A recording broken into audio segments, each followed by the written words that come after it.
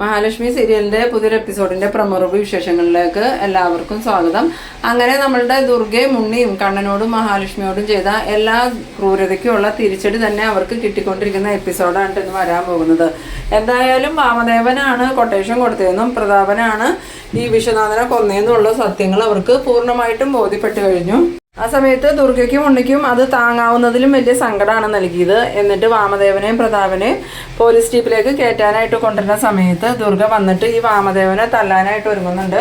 എന്നിട്ട് പറയുന്നുണ്ട്, എടാ ദുഷ്ട, നീ എൻ്റെ ജീവിതം തകർത്തില്ലേ, നിന്നെ എനിക്കറിയാം, പക്ഷെ നീ എന്നോട് ഈ ചതി ചെയ്യുമെന്ന് ഞാൻ വിചാരിച്ചില്ല. എന്തായാലും എനിക്കൊരു ജീവിതം ഉണ്ടാക്കി തന്നിട്ട് നീ തന്നെ ആ ജീവിതം തകർത്തത് വലിയ തെറ്റായി പോയിടാ. നീ ഇനി നരകിച്ചേ ജീവിക്കുള്ളൂ, നീ ഇനി ഒരിക്കലും നല്ലോണം ജീവിക്കുകയൊന്നുമില്ല. നീ സ്വത്തിനും പണത്തിനും വേണ്ടിയല്ലേ എൻ്റെ വിശ്വേട്ടനെ കൊന്നത്. അതുകൊണ്ട് ഞാൻ പറയാം, നീ ഇനി ഒരിക്കലും സമാധാനമായിട്ട് ജീവിക്കില്ലടാ, നീ നരകിക്കും.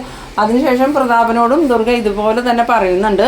ഈ സമയത്ത് നമ്മളുടെ ഉണ്ണിയാണെങ്കിൽ അമ്മയെ തടയുന്നുണ്ടെങ്കിലും ദുർഗ അതൊന്നും വകവയ്ക്കണില്ല.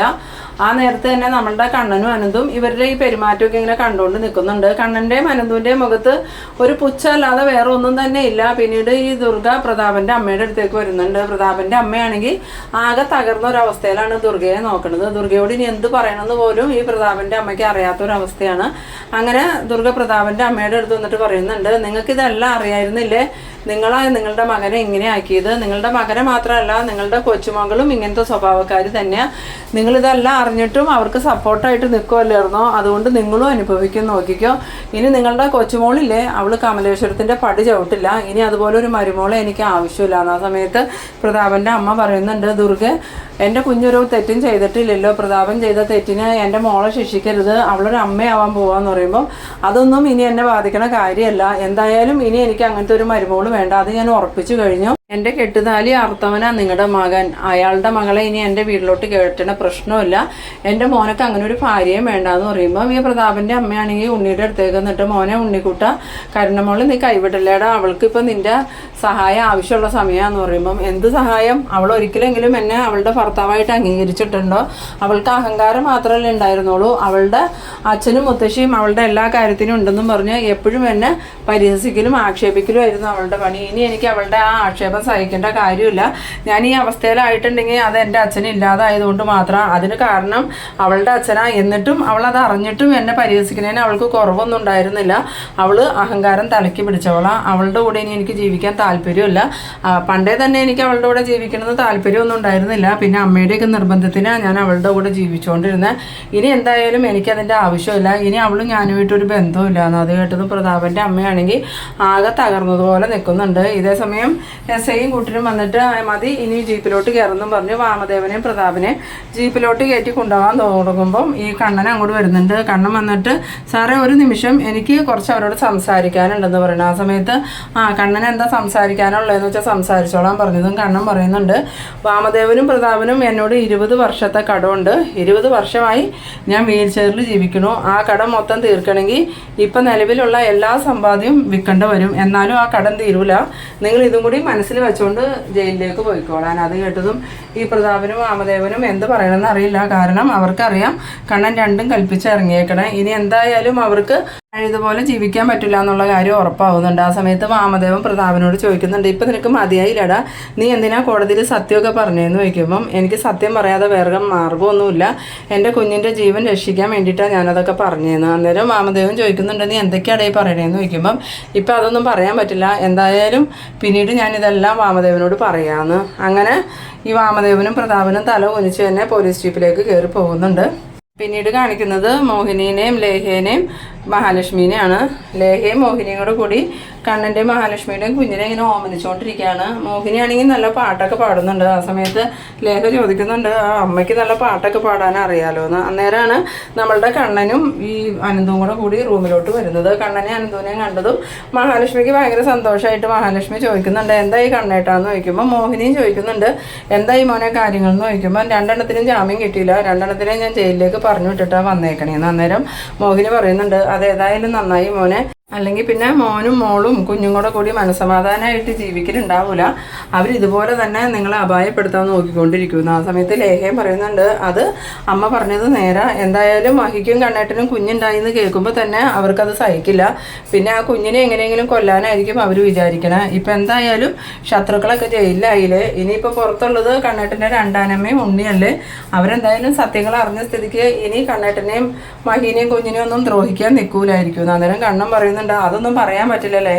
എൻ്റെ രണ്ടാനമ്മയ്ക്കും അവരുടെ മകനുക്കും സ്വത്തെന്നുള്ള വിചാരം മാത്രമേ ഉള്ളൂ. അതുകൊണ്ട് ഇനിയും അവർ എന്നെയും മഹീനെയും വേർപ്പെടുത്താനും എൻ്റെ കുഞ്ഞിനെ ഇല്ലാണ്ടാക്കാനും നോക്കുമെന്നൊന്നും പറയാൻ പറ്റില്ല എന്ന് പറയുമ്പോൾ മോഹിനി പറയുന്നുണ്ട്, ഇല്ല മോനെ, ഇനി അവരങ്ങനെയൊന്നും ചെയ്യാൻ സാധ്യതയില്ല. ഇത്രയും നാളും സ്വന്തം ഭർത്താവിനെ കൊന്ന ആളുടെ കൂടെ നിന്നാൽ നിങ്ങൾ ഉപദ്രവിച്ചെന്നുള്ളത് ദുർഗയ്ക്ക് ബോധ്യമായിട്ടുണ്ടല്ലോ എന്ന്. ആ സമയത്ത് അനന്ത് പറയുന്നുണ്ട്, അത് അമ്മ പറഞ്ഞത് നേരെ. ഇനിയിപ്പോൾ കണ്ണനെയും മഹാലക്ഷ്മിയെയും സ്നേഹിച്ച് ജീവിക്കുകയാണെങ്കിൽ അവർക്ക് തന്നെ കൊള്ളാമെന്ന്. പിന്നീട് കാണിക്കുന്നത് നമ്മളുടെ സീമന്തിനെയാണ്. സീമന്തിനെയാണെങ്കിൽ കരഞ്ഞുകൊണ്ടിരിക്കുന്ന സമയത്ത് ഈ സ്വാതി വന്നിട്ട് ചോദിക്കുന്നുണ്ട്, അമ്മ ഇപ്പം എന്തിനാ കരയണത്? അച്ഛൻ അന്ന് അതൊക്കെ ചെയ്തപ്പോൾ അമ്മയ്ക്ക് അറിയായിരുന്നല്ലോ, എന്നിട്ടിപ്പോൾ കരഞ്ഞിട്ട് എന്താ കാര്യം എന്ന് ചോദിക്കുമ്പോൾ സീമന്തിനി പറയുന്നുണ്ട്, എന്നാലും ഇങ്ങനെയൊക്കെ സംഭവിക്കുമെന്ന് ഞാൻ വിചാരിച്ചില്ല മോളെ. അച്ഛൻ ഓരോന്ന് ചെയ്യുമ്പോൾ അമ്മ പൂർണ്ണ സപ്പോർട്ടായിട്ട് നിൽക്കുമല്ലായിരുന്നു എന്ന് ചോദിക്കുന്ന സമയത്ത് സീമന്തിനി പറയുന്നുണ്ട്, ഇനി നമ്മളെങ്ങനെ ജീവിക്കും? കണ്ണൻ മാസം അച്ഛൻ്റെയും മോൻ്റെയും അക്കൗണ്ടിലേക്ക് ഇട്ട് തന്നുകൊണ്ടിരുന്ന പൈസ കൊണ്ടാണ് നമ്മൾ ഇത്രയും നാളും ജീവിച്ചിരുന്നത്. പിന്നെ നിൻ്റെ വിവാഹത്തിനും കണ്ണൻ സഹായിക്കുമെന്ന് കരുതിയിരുന്നത്. ഇനിയിപ്പോൾ എന്തായാലും കണ്ണൻ്റെ സഹായമൊന്നും പ്രതീക്ഷിക്കണ്ടെന്ന്. ആ സമയത്ത് സ്വാതി പറയുന്നുണ്ട്, അമ്മയും അച്ഛനും ഏട്ടനും കാരണം എൻ്റെ ജീവിതമല്ലേ തകർന്നത്. എന്തായാലും നിങ്ങളോട് അന്നേ ഞാൻ പറഞ്ഞതാ മഹാലക്ഷ്മി കണ്ണനുമായിട്ട് സ്നേഹത്തിൽ പോവാൻ. അപ്പം നിങ്ങൾക്കൊന്നും പറ്റില്ല. മഹാലക്ഷ്മിയെയും കണ്ണനെയും കൊല്ലാൻ വേണ്ടി എത്ര പ്രാവശ്യം പ്ലാൻ ചെയ്തു. ഇനിയിപ്പോൾ അപ്പച്ചിയുടെ വീട്ടിലേക്കും പോകാൻ പറ്റില്ല. അപ്പച്ചിയുടെ ഭർത്താവിനെ കൊന്നയാളുടെ മോളെ അപ്പച്ചി എങ്ങനെ കാണുമെന്ന് പറയാൻ പറ്റില്ല എന്ന് പറയുമ്പം സീമന്തിനെ പറയുന്നുണ്ട്, അത് മോള് പറഞ്ഞത് നേരെ. ഇനി ദുർഗയുടെ ഉണ്ണിയുടെ ഒന്നും മുഖത്ത് നോക്കാൻ പോലും നമുക്ക് പറ്റില്ല. അല്ലെങ്കിൽ തന്നെ ആ മഞ്ജു ഇവിടെ വന്ന് ഒരുപാട് പ്രശ്നം ഉണ്ടാക്കിയിട്ടാണ് പോയത്. മേഘനെ കൊല്ലാൻ വരെ നോക്കി അവളൊന്ന്. ആ സമയത്ത് സ്വാതി പറയുന്നുണ്ട്, അതുപോലെയുള്ള ചതിയല്ലേ മേഘേട്ടൻ മഞ്ജു ചേച്ചീനോടും ചെയ്തേന്ന്. എന്നാലും ഇനി മഞ്ജു ഇടയ്ക്കിടയ്ക്ക് ഇവിടെ വന്ന് മേഘനെ നോക്കൂന്നാ പറഞ്ഞേക്കണേ. അത് എന്തിനാന്ന് ചോദിക്കുമ്പം അത് മേഘൻ എന്തെങ്കിലും മാറ്റം ഉണ്ടോയെന്ന് അറിയാനാ. മാറ്റം എന്തെങ്കിലും ഉണ്ടെങ്കിൽ ആ മാർക്കോയെ വിട്ട് മേഘൻ്റെ കൈയും കാലും തല്ലി ഓടിക്കുമെന്നാണ് മഞ്ജു പറഞ്ഞേക്കണേന്ന്. ആ സമയത്ത് സ്വാതി പറയുന്നുണ്ട്, എന്തായാലും എല്ലാവരും കൂടി എൻ്റെ ജീവിതം തുലച്ചു എന്ന് പറഞ്ഞാൽ മതിയല്ലോ. ഇനി എനിക്കൊരു നല്ല ജീവിതം കിട്ടും അമ്മേ. അച്ഛനാണെങ്കിൽ ജയിലിലായി, ചേട്ടനാണെങ്കിൽ അനങ്ങാൻ പാടില്ലാതെ കിടക്കണു. അതുമാത്രമാണോ ഇനി എൻ്റെ വിവാഹത്തിന് കൊടുക്കാൻ സ്വത്തോ സമ്പാദ്യം ഒന്നുമില്ല. ഇനിയിപ്പോൾ കണ്ണേട്ടൻ്റെ അച്ഛനെ കൊന്നതിൻ്റെ കേസ് നടത്തണമെങ്കിൽ തന്നെ നമ്മുടെ ഉള്ള സമ്പാദ്യമൊക്കെ വിൽക്കേണ്ട വരുമെന്ന്. ആ സമയത്ത് സീമന്തിനി പറയുന്നുണ്ട്, ആ വാമദേവൻ ഒറ്റ ഒരുത്തൻ കാരണം ഇങ്ങനെയൊക്കെ സംഭവിച്ചത്. അല്ലെങ്കിൽ എൻ്റെ മോൾക്ക് നല്ലൊരു വിവാഹം കിട്ടിയേനെ. ഇനിയിപ്പോൾ പറഞ്ഞിട്ട് എന്താ കാര്യമെന്ന്. ഇതേ സമയം നമ്മളുടെ ദുർഗയാണെങ്കിൽ ഉണ്ണിയുടെ ഒപ്പം വീട്ടിലോട്ട് തിരിച്ചു വരാണ്. വീട്ടിൽ വന്നതും ദുർഗയാണെങ്കിൽ അവിടെ ഇരുന്ന് കരയുണ്ട്. ആ സമയത്ത് ഉണ്ണി പറയുന്നുണ്ട്, അമ്മ ഇങ്ങനെ കരയില്ലേ, അമ്മ ഇങ്ങനെ ഇരുന്ന് കരഞ്ഞിട്ട് എന്താ കാര്യം? അമ്മയുടെ സ്വന്തം ഏട്ടനല്ലേ അമ്മയോട് ചതി ചെയ്ത്, അയാൾ ഇങ്ങനെ ചെയ്യുമെന്ന് ഒരിക്കലും നമ്മൾ പ്രതീക്ഷിച്ചില്ലല്ലോ എന്ന് പറയുമ്പം ഈ ദുർഗ പറയുന്നുണ്ട്, ശരിയാടാ മോനെ, എനിക്ക് ജീവിതം ഉണ്ടാക്കി തന്നതും മാമേട്ടനാ, ആ ജീവിതം ഇല്ലാണ്ടാക്കിയതും മാമേട്ടനാ. വിശ്വട്ടിനെ വിവാഹം കഴിക്കാൻ എനിക്ക് സമ്മതമൊന്നും അല്ലായിരുന്നു. പക്ഷെ എല്ലാവരുടെയും നിർബന്ധത്തിന് ഞാൻ വിശ്വട്ടിനെ വിവാഹം കഴിക്കാൻ സമ്മതിച്ചത്. പക്ഷേ വിശ്വട്ടിനെ വിവാഹം കഴിച്ച് ഇവിടെ വന്നതിന് ശേഷം ഞാൻ സ്വർഗത്തിൽ ജീവിക്കണ പോലെ ജീവിച്ചത്. എന്നെ വിശ്വട്ടിന് വലിയ കാര്യമായിരുന്നു മോനെ. വിശ്വട്ടൻ മരിച്ചേ പിന്നെ ഞാൻ സങ്കടം എന്താണെന്ന് അറിഞ്ഞത് പോലും. ആ സമയത്ത് ഉണ്ണി പറയുന്നുണ്ട്, എന്നാലും ഇതുപോലെ ചെയ്യാൻ എങ്ങനെ അമ്മാവന് മനസ്സ് വന്നു അമ്മേ? എന്നിട്ടല്ലേ അമ്മാവൻ കണ്ണേട്ടനെ മഹാലക്ഷ്മിയെ കൊല്ലാൻ വേണ്ടി നമ്മളുടെ ഒപ്പം നിന്നത്.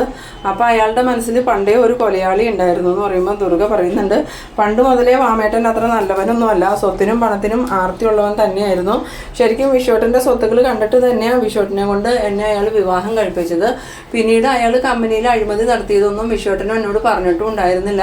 എന്തായാലും അവനൊന്നും ഇനി നല്ലോണം ജീവിക്കാൻ പോണില്ലടാ, അവനൊക്കെ നരകിച്ചേ ചാവുള്ളൂ എന്ന്. ആ സമയത്ത് ഉണ്ണി പറയുന്നുണ്ട്, അതമ്മ പറഞ്ഞത് കറക്റ്റാ. ഇനിയിപ്പോൾ എന്തായാലും കണ്ണേട്ടൻ അയാൾക്കോ അയാളുടെ മോനോ മാസം കൊടുക്കുന്ന പൈസ കൊടുക്കുകയൊന്നുമില്ല. അത് നിന്ന് കഴിഞ്ഞാൽ പിന്നെ അമ്മായിയും സ്വാതിയും ആ മേഘനും എങ്ങനെ ജീവിക്കും? അല്ലെങ്കിൽ തന്നെ ഇപ്പോൾ മേഘൻ മേളിലേക്ക് നോക്കി കിടക്കല്ലേ, അവൻ അടുത്ത കാലത്തൊന്നും എഴുന്നേറ്റ് നടക്കാൻ പറ്റുമെന്ന് തോന്നണില്ല എന്ന് പറയുമ്പം ദുർഗ പറയുന്നുണ്ട്, അവന് ഈ ജന്മം എഴുന്നേറ്റ് നടക്കരുതടാ, അവനും അവൻ്റെ അച്ഛൻ്റെ സ്വഭാവം തന്നെയാണ്. ഒരു കണക്കിന് മഞ്ജു അവനെ ഉപേക്ഷിച്ച് പോകുന്നത് നന്നായി, ഇല്ലെങ്കിൽ ഇപ്പം നമ്മൾ ആകെ കുടുങ്ങിയ അവസ്ഥയിലായിരുന്നു. ആ സമയത്ത് ഉണ്ണി പറയുന്നുണ്ട്, അത് അമ്മ പറഞ്ഞത് ശരിയാ, ഇതുപോലെയുള്ള ഒരു ദുഷ്ടൻ്റെ കൂടെ അവൾ ജീവിക്കാതിരിക്കണേ നല്ലത്.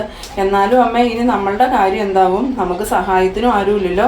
ഇനിയിപ്പോൾ നമ്മൾ കണ്ണേട്ടൻ്റെ മുന്നിൽ തല ഉനിച്ച് നിൽക്കേണ്ട വരുമല്ലോ എന്ന് പറയുമ്പോൾ ദുർഗ പറയുന്നുണ്ട്, അത് നീ പറഞ്ഞത് ശരിയാ, ഇത്രയും നാളും നമ്മൾ പ്രതാപൻ്റെയും വാമേട്ടൻ്റെയും വാക്ക് കേട്ടിട്ടല്ലേ അവരോട് യുദ്ധത്തിന് നടന്നിരുന്നത്. ഇപ്പോഴല്ലേ നമുക്ക് സത്യങ്ങൾ ബോധ്യമായത്. എന്തായാലും കണ്ണൻ അവരെ വെറുതെ വിടുമെന്നൊന്നും തോന്നണില്ല. കണ്ണന് അച്ഛൻ എന്ന് പറഞ്ഞാൽ അത്രയ്ക്ക് ജീവനായിരുന്നു. വിശ്വട്ടനും അതെ, കണ്ണൻ എന്ന് പറഞ്ഞാൽ ജീവൻ തന്നെയായിരുന്നു. അതുകൊണ്ട് കണ്ണൻ അവരെ വെറുതെ വിടുമെന്ന് തോന്നണില്ലട മോനേന്ന്. ആ സമയത്ത് ഉണ്ണി പറയുന്നുണ്ട്, ഇനി കരുണയുടെ കാര്യം എന്ത് ചെയ്യും അമ്മയെന്ന് ചോദിക്കുമ്പോൾ ദുർഗ പറയുന്നുണ്ട്, ഇനി അങ്ങനത്തെ ഒരു മരുമോൾ എനിക്ക് ആവശ്യമില്ല. ഇപ്പോഴാണ് എനിക്ക് സത്യങ്ങളൊക്കെ മനസ്സിലായത്. അന്ന് കണ്ണനും മഹാലക്ഷ്മിയും പറഞ്ഞ ജോലികളൊക്കെ അവൾ ചെയ്തത് അവളുടെ അച്ഛനാ വിശ്വട്ടനെ കൊന്നേന്നുള്ള കാര്യം കണ്ണനും മഹാലക്ഷ്മിക്കും അറിയാവുന്നത് കൊണ്ടാണ്. ആ സമയത്ത് ഉണ്ണിയും പറയുന്നുണ്ട്, ശരി അമ്മേ, അവൾ അത് പേടിച്ചിട്ട് അത്രയും ദിവസം പണിയെടുത്തോണ്ടിരുന്നത്. എന്തായാലും അവളുടെ അച്ഛൻ്റെ അതേ സ്വഭാവം തന്നെ അവൾക്ക് കിട്ടിയേക്കണേ. ഇനി അവളെ ഈ കുടുംബത്തേക്ക് കൊണ്ടുവരുന്ന പ്രശ്നമില്ല എന്ന്. പിന്നീട് കാണിക്കുന്നത് നമ്മളുടെ അനന്തവും കണ്ണനും കൂടി കണ്ണൻ്റെ കുഞ്ഞിനെ ഇങ്ങനെ ഓമനിച്ചുകൊണ്ടിരിക്കുകയാണ്. എന്നിട്ട് ലേഖ പറയുന്നുണ്ട്, ഡിസ്ചാർജ് ആയ ഇനി കമലേശ്വരത്തേക്ക് മഹീനെയും കുഞ്ഞിനെയും ഞാൻ വിടൂല, ഞങ്ങളുടെ വീട്ടിലേക്ക് കൊണ്ടുപോകുള്ളൂ എന്ന് പറയുമ്പം കണ്ണൻ പറയുന്നുണ്ട്, അതൊന്നും കുഴപ്പമില്ലടി, നീ അങ്ങോട്ട് കൊണ്ടുപോയിക്കോ, അതിന് ഞാൻ തടയണമൊന്നുമില്ല എന്ന് പറയുമ്പം ലേഖ പറയുന്നുണ്ട്, അത് കഴിഞ്ഞാലും ഞാൻ കമലേശ്വരത്തേക്ക് വിടുമൊന്നുമില്ല, ഇനിയിപ്പോൾ എന്തായാലും മഹിയും കുഞ്ഞും കണ്ണേട്ടനും ഞങ്ങളുടെ കൂടെ തന്നെ താമസിച്ചാൽ മതി. അന്നേരം മോഹിനിയും പറയുന്നുണ്ട്, അത് നേരെ മോനെ, ഇപ്പൊ ദുർഗയ്ക്ക് വാമദേവനോടും പ്രതാപനോടും ദേഷ്യം ഉണ്ടെന്ന് വിചാരിച്ച് നിങ്ങളോട് ഇഷ്ടമൊന്നുമില്ല. ഇപ്പൊ വാമദേവനും പ്രതാപനും ജയിലിലേക്ക് പോയതുകൊണ്ട് ദുർഗയുടെ ഭാഗത്തുനിന്ന് ഉപദ്രവം ഒന്നും ഉണ്ടാവില്ല. പക്ഷെ ഏത് നേരവും ഉണ്ണിയും ദുർഗയും ഈ കുഞ്ഞിനെ ഉപദ്രവിക്കാൻ സാധ്യതയുണ്ട്. അതുകൊണ്ട് നിങ്ങൾ തൽക്കാലം കമലേശ്വരത്തേക്ക് പോകണ്ട. അന്നേരം കണ്ണൻ പറയുന്നുണ്ട്, ഞാൻ എന്തായാലും കുറച്ച് കാര്യങ്ങളും കൂടി തീരുമാനിച്ചിട്ടുണ്ട്. ഇനി എൻ്റെ രണ്ടാനമ്മയുടെ മോനും നല്ല രീതിയിലായില്ലെങ്കിൽ അവരെന്താ ചെയ്യേണ്ടതെന്ന് എനിക്കറിയാമെന്ന്. പിന്നീട് കാണിക്കുന്നത് നമ്മളുടെ കരുണയാണെങ്കിൽ ഇങ്ങനെ കരഞ്ഞുകൊണ്ടിരിക്കുകയാണ്. ആ സമയത്ത് മാർക്കോ പറയുന്നുണ്ട്, എന്തിനാണ് നീ ഇരുന്ന് കരയണത്? നിന്റെ അച്ഛൻ എന്തോരം ക്രൂരത ചെയ്തു, അന്നൊന്നും നിനക്ക് ഈ കരച്ചിലുണ്ടായിരുന്നില്ലല്ലോ. ഇപ്പം നിന്റെ അച്ഛൻ ജയിലിലേക്ക് പോകുന്ന കേൾക്കുമ്പോഴാണല്ലോ നിനക്ക് കരച്ചിൽ തന്നെ. ആ സമയത്ത് ലോപ്പസ് പറയുന്നുണ്ട്, ഇനി ജയിലിലേക്ക് പോകുന്നത് മാത്രമല്ല, പ്രതാപൻ ഈ ജന്മം ജയിലിൽ നിന്ന് പുറത്തിറങ്ങാനും പോണില്ല. കണ്ണൻ സാറ് ആ മാതിരി പണി അവനക്ക് കൊടുക്കും. അന്നേരം കരുണ പറയുന്നുണ്ട്, 10-20 വർഷം മുമ്പ് എൻ്റെ അച്ഛൻ ചെയ്ത തെറ്റിന് നിങ്ങൾ എന്തിനാ എന്നെ ശിക്ഷിക്കണേന്ന് ചോദിക്കുമ്പോൾ, നിന്നെ ഞങ്ങൾ ശിക്ഷിച്ചൊന്നുമില്ലല്ലോ, നിന്റെ അച്ഛൻ ചെയ്തതിന് നിന്റെ അച്ഛൻ തന്നെ അനുഭവിക്കണം. അതുപോലെ തന്നെ ആ വാമദേവൻ എന്ന് പറയുന്ന വാനരനില്ലേ, അവനും അനുഭവിക്കണം. പിന്നെ നിന്റെ അച്ഛനെ വളർത്തി വഷളാക്കിയ നിന്റെ മുത്തശ്ശിയില്ലേ, അവരും അനുഭവിക്കണം. വയസ്സാം കാലത്ത് അവർക്ക് ആരും ഉണ്ടാവരുത്, അവർ ഒരു ഗതിയില്ലാതെ അലഞ്ഞു തിരിഞ്ഞ് നടക്കണം. ആ സമയത്ത് കരുണ ഇങ്ങനെ കരഞ്ഞുകൊണ്ടിരിക്കുമ്പോഴാണ് പ്രതാപന്റെ അമ്മ അങ്ങോട്ട് വരുന്നത്. പ്രതാപന്റെ അമ്മേനെ കണ്ടതും കരുണയാണ് ഈ മുത്തശ്ശി എന്ന് പറഞ്ഞുകൊണ്ട് മുത്തശ്ശിയുടെ അടുത്തേക്ക് പോകാനായിട്ട് എഴുന്നേറ്റതും മാർക്ക് അവിടെ തടഞ്ഞു നിർത്തുന്നുണ്ട്. എന്നിട്ട് നീ അവിടെ നിൽക്ക്, എനിക്ക് കുറച്ച് കാര്യങ്ങൾ ഇവരോട് ചോദിക്കാനുണ്ട്, എന്നിട്ട് നീ അവരുടെ അടുത്തേക്ക് പോയാൽ മതി എന്ന് പറയുന്നു. അത് കേട്ടതും എന്നാ മാർക്കോ മോനെ, നീ പറഞ്ഞതുപോലെ എല്ലാം ഞാൻ ചെയ്തിട്ടുണ്ടെന്ന് പറഞ്ഞതും എന്താ ഈ കോടതിയിലെ കാര്യങ്ങളെന്ന് ചോദിക്കണു. ആ സമയത്ത് പ്രതാപന്റെ അമ്മ പറയുന്നുണ്ട്, പ്രതാപൻ എല്ലാ സത്യങ്ങളും കോടതിയിൽ തുറന്നു പറഞ്ഞു, അവർക്ക് ജാമ്യം കൊടുത്തില്ല, അവരെ രണ്ടുപേരെയും കോടതി ജയിലിലേക്ക് പറഞ്ഞു വിട്ടു. അത് കേട്ടതും ഈ മാർക്കോ പറയുന്നുണ്ട്, ഇത് കേൾക്കാൻ വേണ്ടിയിട്ടാണ് ഞങ്ങൾ ഇത്രയും നേരം ഇവിടെ ഇരുന്നത്.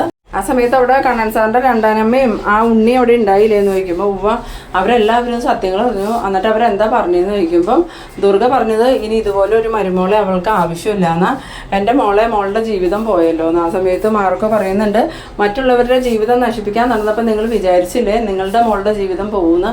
എന്തായാലും മഹാലക്ഷ്മി അമ്മയാവാൻ ശ്രമിക്കുന്ന സമയത്ത് നിങ്ങൾ എത്ര പ്രാവശ്യം അവളെ അപായപ്പെടുത്താൻ നോക്കി. ഒരിക്കൽ നിങ്ങളുടെ മോൻ വിഷം ചേർത്ത പലഹാരം കൊടുത്ത് മഹാലക്ഷ്മിനെയും കുഞ്ഞിനെയും കൊല്ലാൻ നോക്കി. അതിൽ നിന്നൊക്കെ മഹാലക്ഷ്മി രക്ഷപ്പെട്ടു. അത് കഴിഞ്ഞിട്ട് ഇവളെന്താ ചെയ്തത്, 8 മാസം ഗർഭിണിയായ മഹാലക്ഷ്മിയെ സ്റ്റെപ്പിൽ നിന്ന് തള്ളി താഴേക്ക് ഇട്ടു. ഭാഗ്യത്തിന് മഹാലക്ഷ്മിക്കും കുഞ്ഞിനും ഒന്നും സംഭവിച്ചില്ല. അപ്പോഴൊന്നും നിങ്ങൾക്ക് ഈ വിഷമം ഉണ്ടായില്ലല്ലോ. ആ സമയത്തൊക്കെ നിങ്ങൾ പൊട്ടിച്ചിരിക്കുകയോ സന്തോഷം കൊണ്ട് കേക്ക് മുറുക്കി വയ്ക്കുകയല്ലായിരുന്നോ? ഇപ്പം എന്തിനാ നിങ്ങൾ സങ്കടപ്പെടുന്നത്? ഇനിയും നിങ്ങളും നിങ്ങളുടെ കൊച്ചുമോളും അനുഭവിക്കാൻ പോകണുള്ളൂ. ഇനി നിങ്ങൾ നോക്കിക്കോ, ആ ഉണ്ണി ഉണ്ടല്ലോ, അവൻ വെറും വൃത്തികെട്ടവനാ, അവൻ നിങ്ങളുടെ മോളെ തിരിഞ്ഞു നോക്കാൻ പോണില്ല, ഇവളിനി ഒറ്റയ്ക്ക് നരകിക്കേണ്ട വരുമെന്ന്. അത് കേട്ടതും കരുണയാണെങ്കിൽ ഇങ്ങനെ കരഞ്ഞുകൊണ്ടിരിക്കുന്ന ആ ഒരു സീനിലാണ് ഈ എപ്പിസോഡ് അവസാനിക്കുന്നത്. അപ്പോൾ നിങ്ങളെൻ്റെ വീഡിയോ ആദ്യമായി കാണുന്നവരാണെങ്കിൽ ചാനലൊന്ന് സബ്സ്ക്രൈബ് ചെയ്യാനും ഇഷ്ടമായാൽ ലൈക്ക് ചെയ്യാനും ഷെയർ ചെയ്യാനും മറക്കരുത്. അപ്പോൾ ഇതുപോലെ ഇൻട്രസ്റ്റിംഗ് ആയിട്ടുള്ള അടുത്തൊരു എപ്പിസോഡുമായി നമുക്ക് വീണ്ടും കാണാം. അതുവരേക്കും ബൈ.